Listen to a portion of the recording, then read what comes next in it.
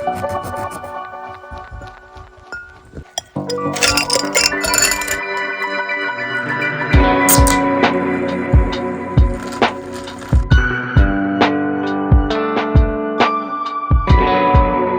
Latest videos എല്ലാം കണ്ടോ? കാണുന്നുണ്ട്. എന്നാണ്ടോ അഭിപ്രായം? അടിപൊളിയല്ലേ? എല്ലാരും ചക്രയുടെ ഭാഗത്തു നിന്നുള്ള കഥകളും കൂടെ കേൾക്കാൻ വേണ്ടിട്ട് വെയിറ്റ് ചെയ്യുക. ഓൾറെഡി നമ്മൾ പറഞ്ഞു വലിച്ചു നീട്ടി ഏകദേശം 5 എപ്പിസോഡുകളോളം കൊണ്ടുപോയി. അപ്പം ഞാൻ നമ്മുടെ വീഡിയോസ് എല്ലാം കണ്ടില്ലേ, ഞാൻ പറഞ്ഞെല്ലാം കേട്ടില്ലേ? അപ്പൊ അതിൽ എന്തെങ്കിലും മിസ് ഔട്ട് ആയിട്ടുണ്ടെന്നുണ്ടെങ്കിൽ എന്തെങ്കിലും ചക്രയുടെ ഭാഗത്ത് നിന്ന് ആഡ് ചെയ്യണം എന്നുണ്ടെങ്കിൽ അത് ആഡ് ചെയ്യാം. അത് കൂടാതെ ഇതെല്ലാം നേരിട്ട് ഫേസ് ചെയ്ത ചക്രയല്ലേ, അപ്പം ചക്രക്ക് എന്തെങ്കിലുമൊക്കെ അതിൻ്റെതായ രീതിയിൽ പറയാനുണ്ടെങ്കിൽ അതും കൂടെ നമുക്ക് അങ്ങനെ അങ്ങ് സെറ്റ് ചെയ്യാം. സോഫാർ പപ്പ പറഞ്ഞതൊക്കെ കറക്റ്റ് തന്നെയാണ്. പക്ഷെ എനിക്കൊരു ടൈം ലൈനിലുള്ളൊരു ഡിഫറൻസ് ഞാൻ പറഞ്ഞായിരുന്നല്ലോ. അതായത് നമ്മുടെ ഫ്രഞ്ചിന്റെ ഇന്റർവ്യൂ, അല്ലാതെ മറ്റേ ഇത് ഇന്റർവ്യൂ വരുന്നത് പാരീസിൽ വരുമ്പം പപ്പ ദോഹയില. അല്ലായിരുന്നെങ്കിൽ ഞാൻ ഒരിക്കലും തന്നെ പോകാനുള്ള റിസ്ക് എടുക്കത്തില്ല. അതായത് 2014 മുമ്പാ, കല്യാണത്തിന് മുമ്പായിരുന്നു. അപ്പൊ എന്തായാലും നിങ്ങൾ എല്ലാവരും നീനൂസിന്റെ ഭാഗത്തു നിന്നുള്ള വിശേഷങ്ങളും കൂടെ അറിയാൻ വേണ്ടിയിട്ട് വെയിറ്റ് ചെയ്തിരിക്കുകയാണെന്നറിയാം. അതെല്ലാം നാളെ ഇവിടെ അടുത്തൊരു കിഡിലിന് ലൊക്കേഷൻ ഉണ്ട്, അവിടെ പോയിട്ട് അവിടെ ഇരുന്ന് റിലാക്സ് ചെയ്ത് നമ്മുടെ ബാക്കി വിശേഷങ്ങൾ പറയാം.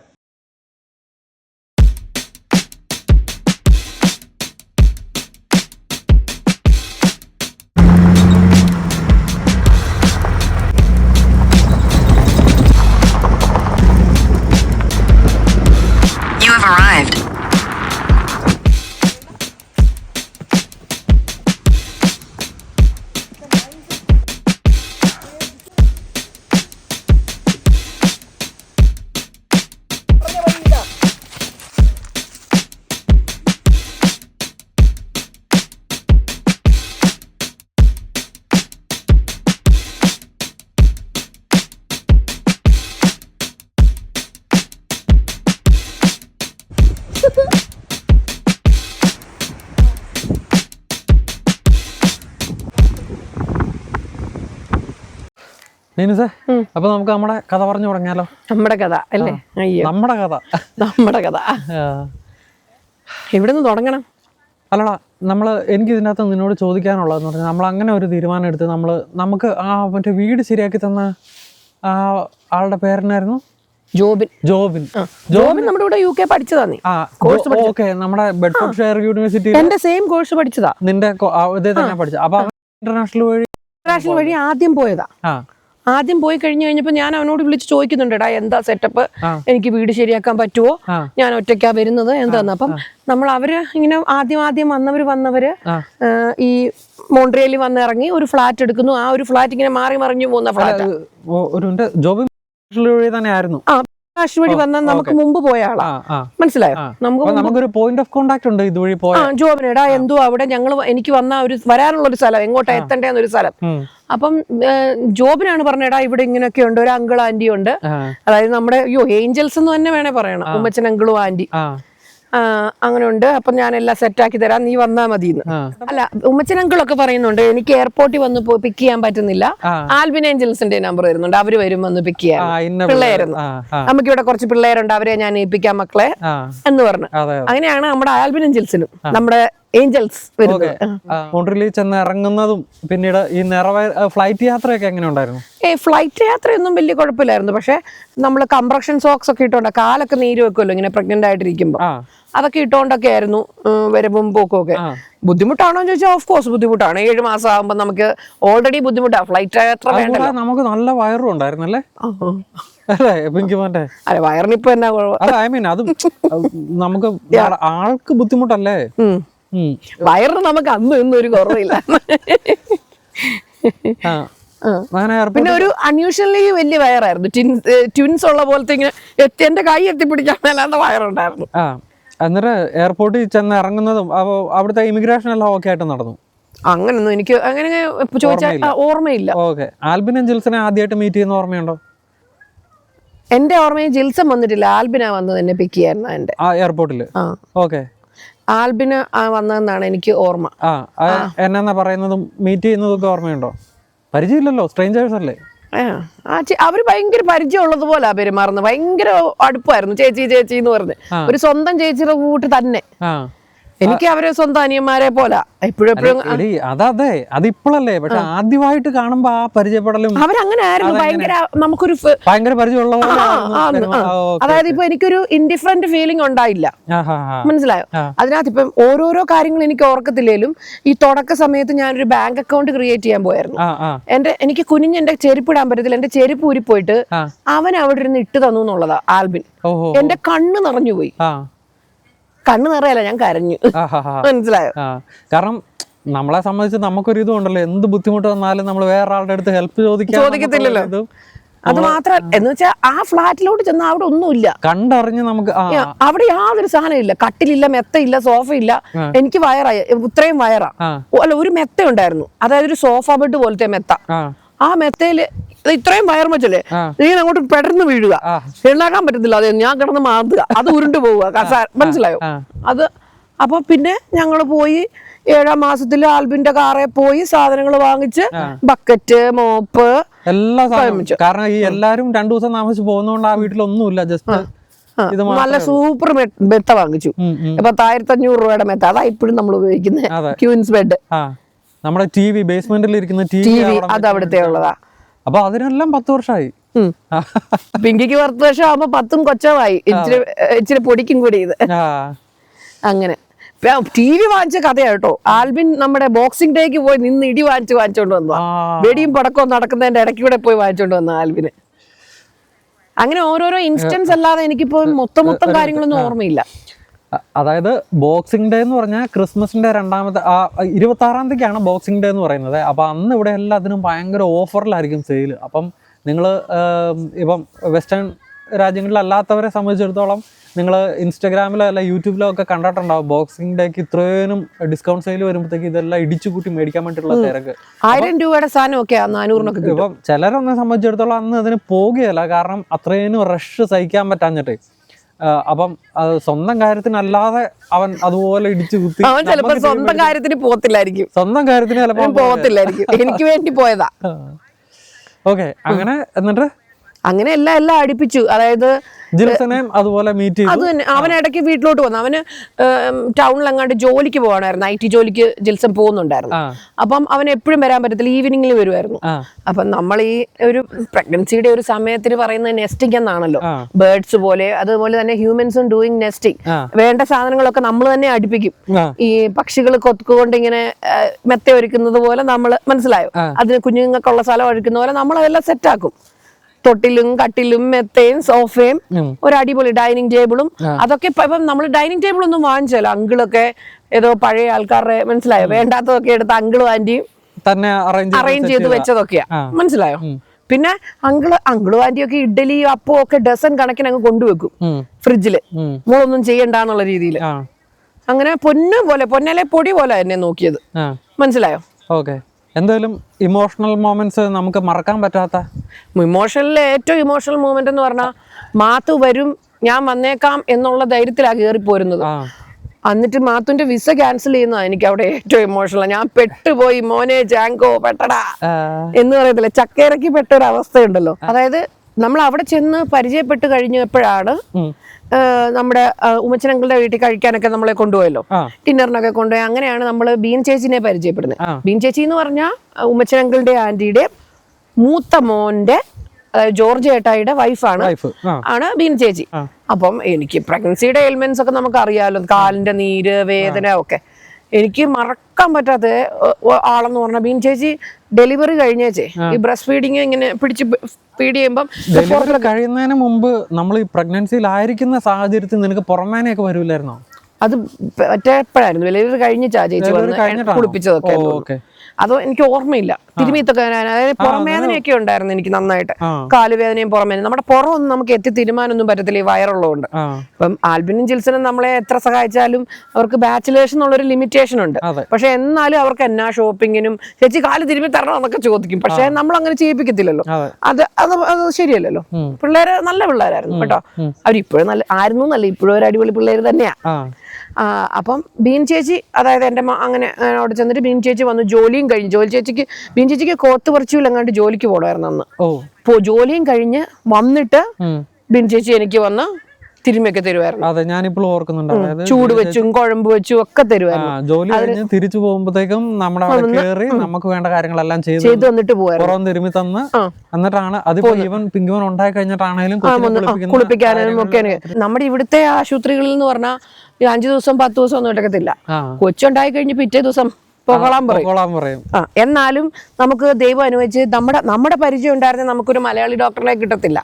നമ്മുടെ അങ്കിളും ആന്റിയും ഉമ്മച്ചൻ അങ്കിളും ആന്റിക്കും ഒരു വേറൊരു അങ്കിൾ ഉണ്ടായിരുന്നു, ഒരു മത്തായി കുഞ്ഞങ്കിൾ എന്ന് പറഞ്ഞു.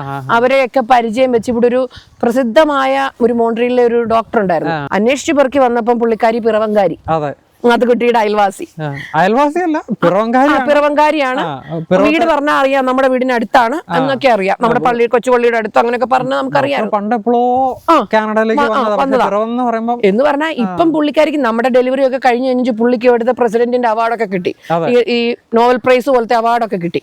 അത്രയ്ക്ക് പ്രസിദ്ധമായ ഡോക്ടറാണ്. അപ്പൊ നമ്മളിപ്പോ ഡയറക്റ്റ് ആരും ഇവിടുത്തെ കോൺടാക്ട് ഇല്ലെങ്കിൽ നമുക്ക് ആ ഡോക്ടറിനെ ഒരിക്കലും കിട്ടാൻ പോകുന്നില്ല. അപ്പം ഉമ്മച്ചൻ അങ്കിള് ഗൈനക്കോളജിയുടെ കാനഡയിലെ ഏറ്റവും കൂടിയതോ പൊസിഷനിൽ, അതായത് ഇപ്പൊ ഈ നോബൽ പ്രൈസ് പോലത്തെ എന്തോ ഗിഫ്റ്റ് ഇത് പ്രൈസ് കിട്ടുക എന്ന് പറഞ്ഞാൽ ചില്ലറ കാര്യമാണ്, മനസ്സിലായോ? അപ്പം 1000-10,000 പിള്ളേരെ ഡെലിവറി ചെയ്ത്.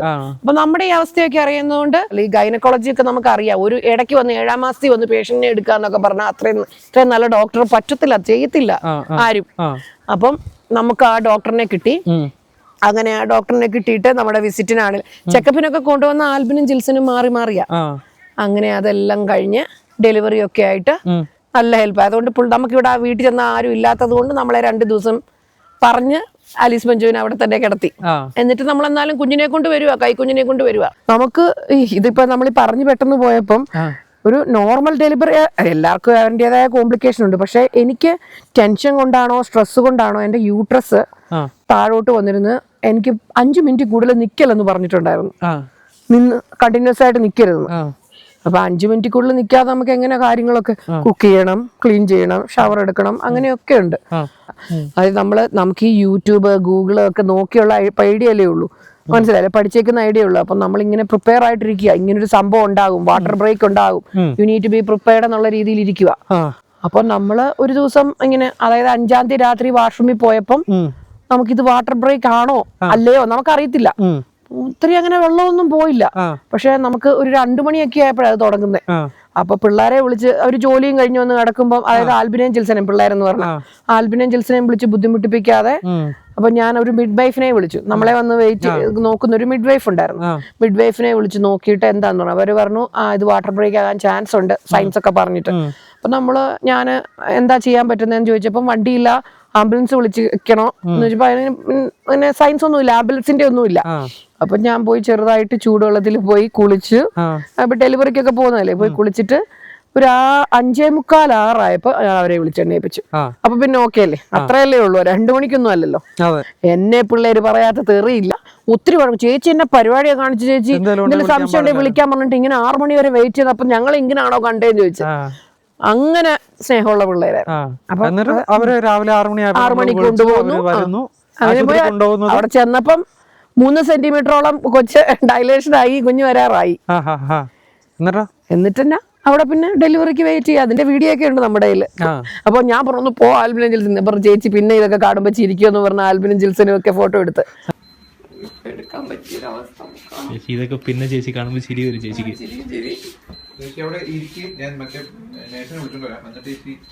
അതെ, ഇപ്പൊ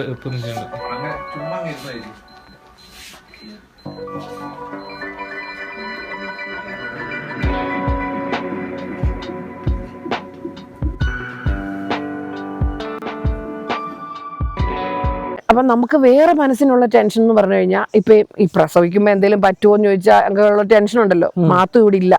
അപ്പൊ ഞാൻ ഡോക്ടറിനോടും ആൽബിനോടും ജിൽസനോടും ഇങ്ങനെ പേപ്പറിൽ മാത്തുവിന്റെ അഡ്രസ്സ് എഴുതി കൊടുക്കുന്നുണ്ട്. എന്തെങ്കിലും പറ്റിയ കുഞ്ഞിനെ മാത്തുവിനെ ലയിപ്പിക്കണമെന്ന് പറയുന്നത്. അതൊക്കെ ഒന്നും ഒരു ഇതാണ്, പൊട്ടത്തരാണോ എന്നറിയത്തില്ല.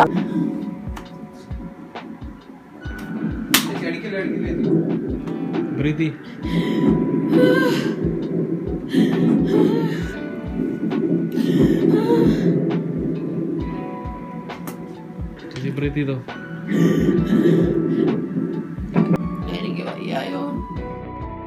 മനസ്സിലായി, പൊട്ടത്തരാണോന്ന് അറിയത്തില്ല, പക്ഷെ എന്നാലും നമ്മുടെ ആ സിറ്റുവേഷൻ അതായിരുന്നു. അപ്പം എന്നെ സംബന്ധിച്ചിടത്തോളം ഉണ്ടല്ലോ, നീ അത്ര രൂപ ചിന്തിച്ചല്ലോ ആ സമയത്തെ. അപ്പൊ അതായിരുന്നു എനിക്ക് ഭയങ്കരമായിട്ട്. എന്തായാലും ആൽബിന് ആദ്യം കൈ വാങ്ങിക്കാൻ പേടിയായിരുന്നു കൊച്ചിനെ. ജിൽസൺ ആദ്യമായിട്ട് കൊച്ചിനെ ഉണ്ടാവുന്നതിന് മുമ്പ് നിന്റെ കൈയും കാലും കോച്ചി പിടിച്ചു പോവുകയും അങ്ങനത്തെ ബുദ്ധിമുട്ടുകളൊക്കെ വന്നില്ലേ. അപ്പൊ ആ സമയത്തും ഈ പിള്ളേരായിരുന്നു ഒത്തിരി ഹെൽപ്പ് ചെയ്തത്. എന്നിട്ട് എന്തായാലും ആൽബിന് പേടിയായിരുന്നു കൊച്ചിനെ വാങ്ങിക്കാൻ, കുഞ്ഞതായിരുന്നു കൊണ്ട്. ജിൽസനാ കൊച്ചിനെ കയ്യില് ആദ്യമായിട്ട് എടുക്കുന്നത്. നമ്മുടെ പിങ്കിമോന്റെ നേട കിടക്കുന്നു, നോക്ക്.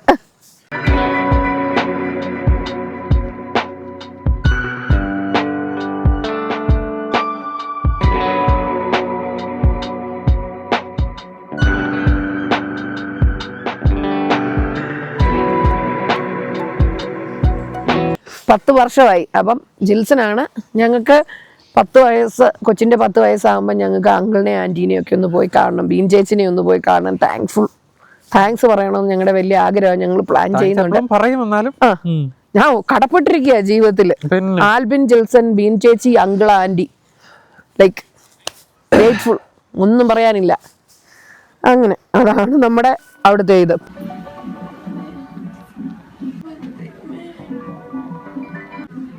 വിളിക്കണോ?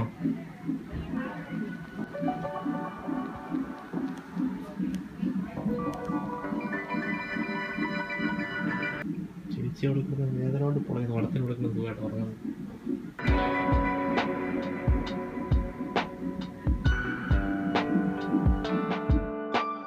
അപ്പം അങ്ങനെ ഒരു സാഹചര്യം വരുമ്പോൾ നിങ്ങൾക്ക് ചിന്തിക്കാം, എന്തുകൊണ്ട് നമ്മൾ വീട്ടിൽ നിന്ന് അല്ല നാട്ടിൽ നിന്ന് ആരെയും കൊണ്ടുവന്നില്ല എന്നേ. അപ്പോൾ അതിന് പല കാരണം. നമുക്കേ വിസ അവസാന നിമിഷമാണ് കിട്ടിയത്. നമുക്ക് വിസ കിട്ടിക്കഴിഞ്ഞിട്ട് അതിൽ ഏറ്റവും പോസിബിലിറ്റി എനിക്കാണ് കിട്ടാൻ വേണ്ടിയിട്ട്. കാനഡയുടെ വിസിറ്റിംഗ് വിസ. കാരണം ഞാൻ UK വെച്ചിട്ട് എനിക്ക് നല്ല ജോലിയുണ്ട്, ഞാൻ ജോലി ചെയ്തുകൊണ്ടിരിക്കുന്നു, അക്കൗണ്ടിൽ ഇഷ്ടംപോലെ പൈസയുണ്ട്, എല്ലാ കാര്യങ്ങളും. അതേസമയം നാട്ടിലെന്ന് പറഞ്ഞു കഴിഞ്ഞാൽ ഇപ്പം എൻ്റെ ഫാദറും മദറും ആണെങ്കിലും ഇപ്പം നാച്ചുറലി ഫാദറിന് വന്നൊന്നും സഹായിക്കാൻ പറ്റില്ലല്ലോ. അപ്പം മദറിനെ സംബന്ധിച്ചിടത്തോളം ട്രാവൽ ചെയ്യാൻ പറ്റാത്ത, അവരുടെ വിസയ്ക്ക് അപ്ലൈ ചെയ്ത് കഴിഞ്ഞാൽ ഒന്നും കിട്ടാനുള്ള ഒരു സാഹചര്യം. കാരണം അമ്മച്ചിക്ക് നല്ല ഈ പറയുന്ന ഗവൺമെൻറ് ജോലിയോ അങ്ങനെയുള്ള കാര്യങ്ങളോ ഒന്നും ആ ഒരു സമയത്തില്ലാത്തതുകൊണ്ട് വിസ റിജക്റ്റ് ചെയ്യാനുള്ള സാധ്യതകൾ കൂടുതലാണ്. ഞാൻ പപ്പനെ കട്ട് ഓഫ് ചെയ്യുമല്ല. കാരണം വെച്ചാൽ കൊണ്ടുപോകാത്ത എന്നാന്ന് പറഞ്ഞാൽ നമ്മുടെ ലാസ്റ്റ് മിനിറ്റ് നിയമം വരെ പപ്പ വരുന്നു എന്നുള്ളതാ. പപ്പയുടെ വിസയ്ക്ക് അപ്ലൈ ചെയ്ത് കിട്ടും എന്ന് വെച്ചോണ്ടിരിക്കുന്നത്. അപ്പൊ ഈ 8-ാം മാസത്തിലോ 9-ാം മാസത്തിനുള്ള എന്തായാലും വരാൻ പറ്റത്തില്ല, ആർക്കും എത്താൻ പറ്റത്തില്ല. ആ ചെറിയ ഗ്യാപ്പിൽ അതാണ് അവിടെ മനസ്സിലായത്. നമ്മൾ ചേർത്തെ കൂട്ടി മാത്തൂന് വരാൻ പറ്റത്തില്ലായിരുന്നെങ്കിൽ ഞാൻ ചിലപ്പോ എന്റെ മമ്മീനെ കൊണ്ടുവന്നേനെ. പക്ഷെ നമ്മളെ മമ്മീനെ കൊണ്ടുവരാൻ ശ്രമിച്ചതല്ലേ. മമ്മിയുടെ റിട്ടയർമെന്റ് ലാസ്റ്റ് ആയിരുന്നു. റിട്ടയർമെന്റിന്റെ ലാസ്റ്റ് സമയമായതുകൊണ്ട് ആ സമയത്ത് മമ്മി അവധി എടുത്തു കഴിഞ്ഞാൽ ജോലിയുടെ റിട്ടയർമെന്റും പെൻഷനും ഒക്കെ പ്രശ്നമുള്ളതുകൊണ്ട് മമ്മിക്കും വരാൻ പറ്റില്ല അന്നേരം. അങ്ങനെ പിന്നെ നീനുസേ, അങ്ങനെ നമുക്ക് എന്തായാലും കൊച്ചുണ്ടായി, കാര്യങ്ങൾ സെറ്റായി. ഇനി നമ്മുടെ അടുത്ത കടമ്പാന്ന് പറഞ്ഞു കഴിഞ്ഞാൽ, കാരണം ഞാനപ്പോ ബ്രിസ്റ്റോളിലാണല്ലോ, ഇനി നമുക്ക് നിങ്ങൾ കൊച്ചിനെയും കൊണ്ട് ആ സമയത്ത് നീനുസ് ഓൾറെഡി അവിടുന്ന് മറ്റേണിറ്റി ലീവിലുമാണ്. ഇനി തിരിച്ച് വരണം, എനിക്ക് കൊച്ചിനെ കാണണം, അതിന് വേണ്ടിയിട്ട് തിരിച്ചു വരണല്ലോ. അതിന്റെ ഏറ്റവും വലിയ കടമ്പയല്ലായിരുന്നു പാസ്പോർട്ട് കൊച്ചിനെ കിട്ടാൻ വേണ്ടിയിട്ട് ഇവിടെ ഓൾറെഡി സെറ്റ് ആയിട്ടുള്ള ആരെങ്കിലും നമ്മളെ സഹായിക്കണം. ശരിയല്ലേ? ആ ഒരു ഇത് ഓർമ്മയുണ്ടോ? എന്ന് പറഞ്ഞാൽ നമുക്ക് ഒരാൾ സൈൻ ചെയ്യണം. നമുക്ക് ആവശ്യത്തിനധികം എല്ലാവരും ഒത്തിരി ഹെൽപ്പ് ചെയ്തിട്ടുണ്ട്. പക്ഷെ നമുക്ക് പാസ്പോർട്ടിന് വേണ്ടി അറിയാം എന്ന് പറഞ്ഞ് സൈൻ ചെയ്യാനൊക്കെ, കാരണം പിന്നീട് അങ്ങനെ സൈൻ ചെയ്തിട്ട് നമ്മൾ എന്തെങ്കിലും കോംപ്ലിക്കേഷൻ വരുത്തി കഴിഞ്ഞാൽ ആവുമോന്നൊക്കെയുള്ള പേടിയോ, ചോദിക്കുമ്പോൾ ഒരു ചെറിയ ബുദ്ധിമുട്ടുണ്ടെങ്കിൽ പോലും നമ്മൾ അത് പുഷ് ചെയ്യാറില്ല. അപ്പൊ ഏറ്റവും കൂടി ഇവിടെ സിറ്റിസൺഷിപ്പ് ഉള്ള ആള് വേണം. നമുക്ക് അങ്ങനെ ഹെൽപ്പ് ചെയ്താണ് നമ്മുടെ മെറിൻ ചേച്ചിയും ടിറ്റോ ചേട്ടൻ എന്നും പറഞ്ഞു. അവര് നമ്മുടെ വീടിനടുത്ത് ഫ്ലാറ്റ് താമസിക്കുന്ന ആൾക്കാരായിരുന്നു. അത് ആൽബിന്റെയും ജിൽസിന്റെയും ഒക്കെ പരിചയമുള്ള നല്ലൊരു ചേട്ടനും ചേച്ചിയുമായിരുന്നു. അവർക്കും പിള്ളേർ കൊച്ചതുണ്ടായിരുന്നു ആ സമയത്ത്. അപ്പൊ അവര് സൈൻ ചെയ്തു. അവരുടെ അതായത് ആൽബിനും ജിൽസിനും പിന്നെ ഉമ്മച്ചനങ്ങളും ആന്റിയൊക്കെ ആയിട്ടുള്ള ഒരു പരിചയം. പിന്നെ നമ്മളെ അറിയാമല്ലോ, നമ്മൾ 1-2 പരിപാടിക്കൊക്കെ അവരുടെ വീട്ടിൽ പോയിട്ടുണ്ട്. ബർത്ത്ഡേക്കും അതിനുമൊക്കെ വിളിക്കുമ്പോൾ പോയിട്ടുണ്ട്, അവരുടെ ഫ്ലാറ്റിൽ പോയിട്ടുണ്ട്. ആ ടിറ്റോ ചേട്ടനാണ് എനിക്ക് സൈൻ ചെയ്തു തരുന്നത്.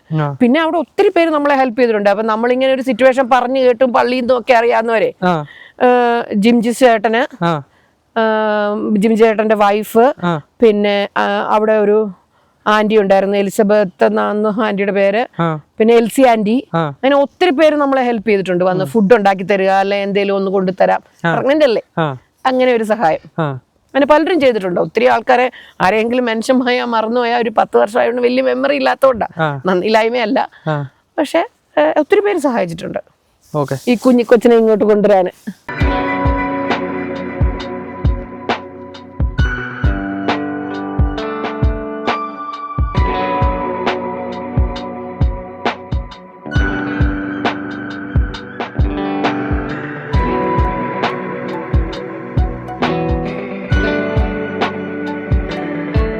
കഥയ്ക്കകത്തെന്ന് പറഞ്ഞു കഴിഞ്ഞാൽ ഉണ്ടല്ലോ, ഈ പറഞ്ഞ പോലെ നീനൂസിന് ഓരോന്നും കാണുമ്പോഴും കേൾക്കുമ്പോഴും പെട്ടെന്ന് തിരിച്ചു വരും എന്നുള്ള, അല്ലാതെ ഇപ്പം എന്നെ സംബന്ധിച്ചിടത്തോളം ആണെങ്കിലും നമുക്ക് ആ ഇരുന്ന് കഥ പറയാനുള്ള ഒരു കഴിവില്ല.